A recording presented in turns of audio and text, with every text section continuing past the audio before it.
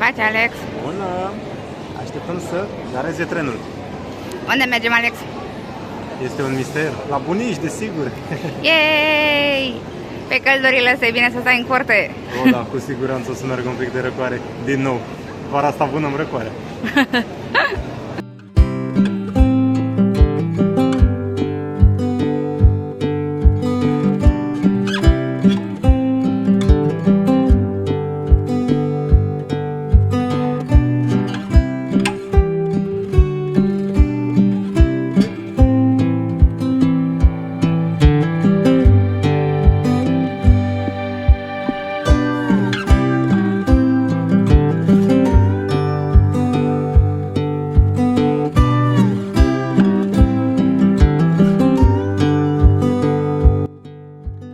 Din nou la Airbnb. Da, Teodora, pare că suntem într-o vacanță în fiecare weekend. Wow, ce tare! Pare că mereu stăm o săptămână la câte bagaje. Hei! Nu te mai lua de bagajele mele! Sunt corect structurate. Haide!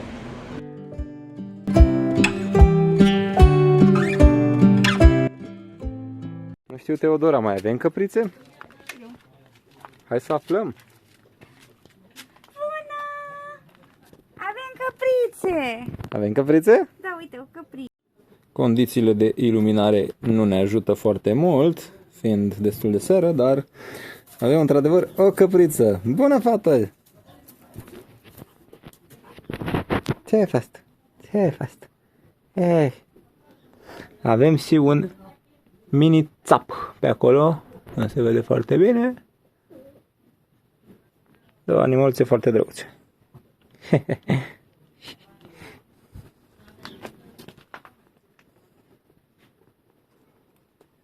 Între timp, Teo face altceva. Oare ce? Ce faci, Teo?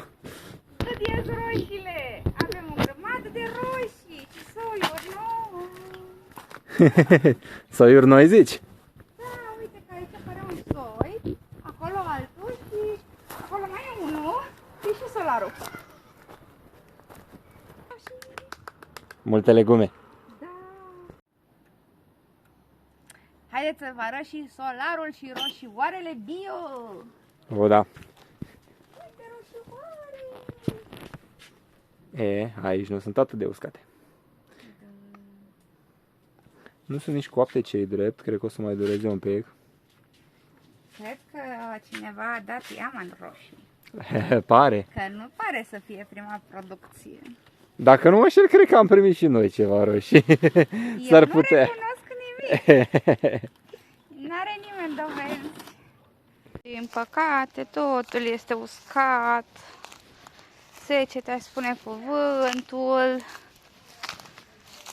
Totul uscat. Uite, niște gutui mici.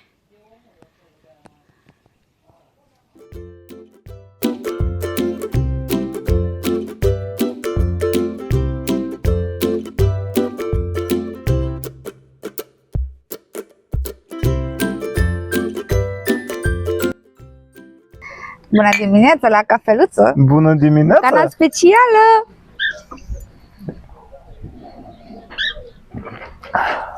Ia zi, Alex, ne mutăm la țară aici, la aer curat. Am putea să facem asta, trebuie doar să găsim două joburi remote. Nici o șansă. La țară nu cred că se vând tablouri.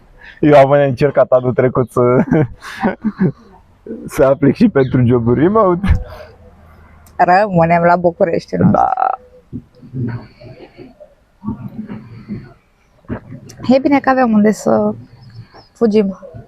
E bine că avem un loc de escapadă și petrecem și timp cu bunicii. Vă așteptăm și pe voi, dragilor. Ce bine e!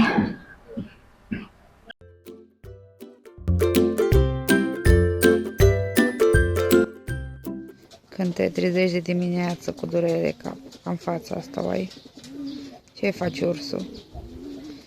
Tot obosit, tot mahmur. Am înțeles.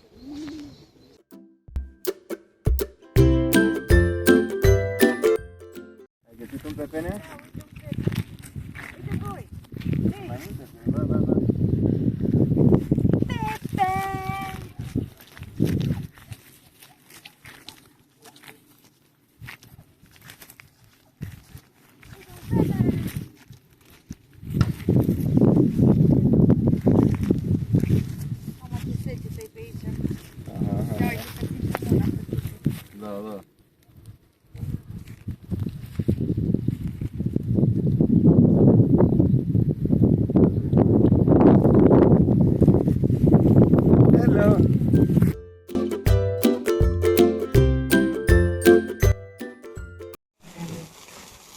copt roșii să punem în muntei. Se muncește intens.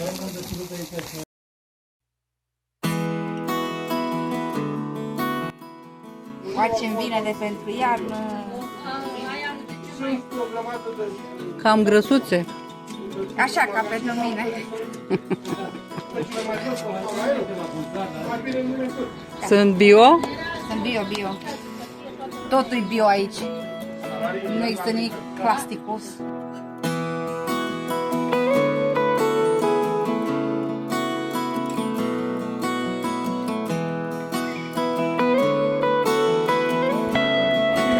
Câte este?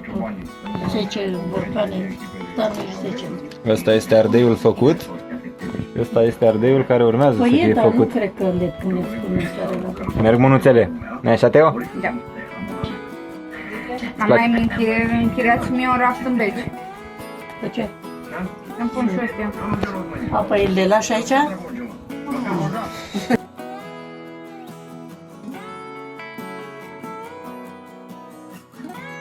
Îți place să muncești la țară, Teodora?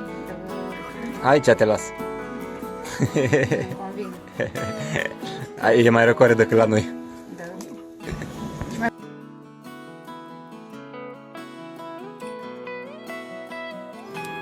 Ce facem, Teo?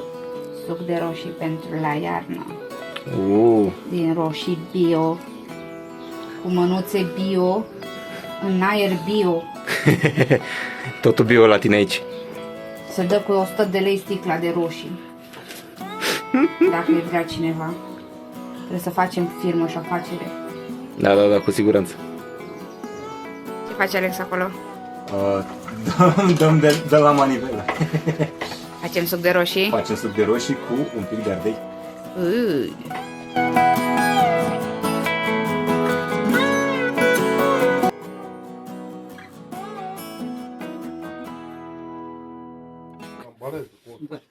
Bună, vă prezint aici rețeta din caietul de rețete, gogoș și Lili.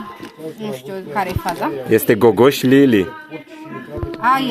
Ok. Scuzați. E o rețetă de gogoș de la Lili. 500 de grame de făină, 250 de grame de iaurt, 2 ouă, 4 linguri de zahăr, 4 linguri de ulei, 25 de grame de drojdie proaspătă, esență, coajă de, cred că lămâie scrie aici, 1 pe 4 zahăr vanilat. Am înțeles. Începem aici să facem gogoș ca la gogoșerie. Yummy. Mai ceva decât acea bucătăreasă influenceră. Ne apucăm și facem ceva fain pentru părinți și bunici. Și bio. Tot e bio. Așa o să se numească acest videoclip. Mâncare bio, totul bio.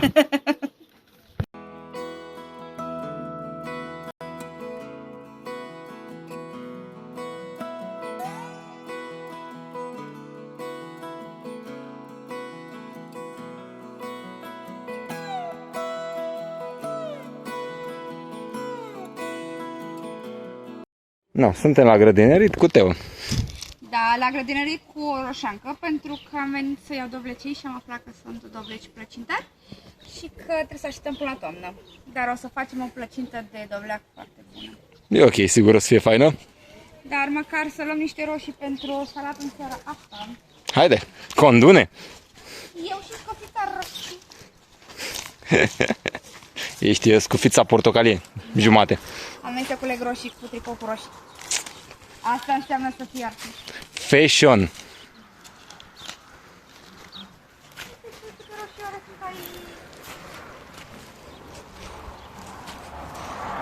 Sunt ceva.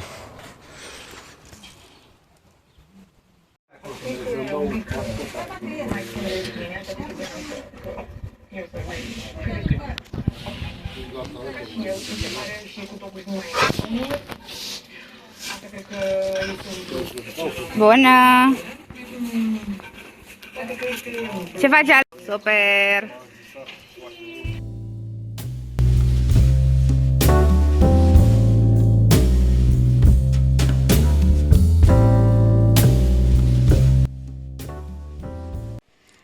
Am venit de la bunici, părinți, gogoșelele făcute, fripturica, ne pregătim pentru 9 săptămână. Salutare prieteni, suntem înapoi acasă după un nou weekend petrecut la țară. A fost destul de cald, nu așa a fost cam în toată țara, dar... Câmpia Bărăganului totuși, chiar dacă e la bunici, tot cald a fost. Da, dar măcar ne-am bucurat de timpul petrecut cu bunicii, cu Asta părinții clar. și nu, am făcut și noi una alta prin curte, mai așa cât de cât. Plus că aerul curat e tot aer curat și cu siguranță nu e același ca în București. Cu asta, cu siguranță. Din păcate, weekendul s-a terminat, săptămâna s-a terminat. Începem o nouă săptămână, Ne muncă, odihnim toate după cele. câteva ore de tren, întârzieri ca de obicei cu CFR-ul. Bine. Dar ne bucurăm că am ajuns acasă, suntem bine și o luăm de la capăt cu o nouă săptămână. Vă așteptăm săptămâna viitoare, dar până atunci, like, share, subscribe și comentarii cu ce vreți să ne mai vedeți. Și mulțumim că vă uitați la noi. Pupici!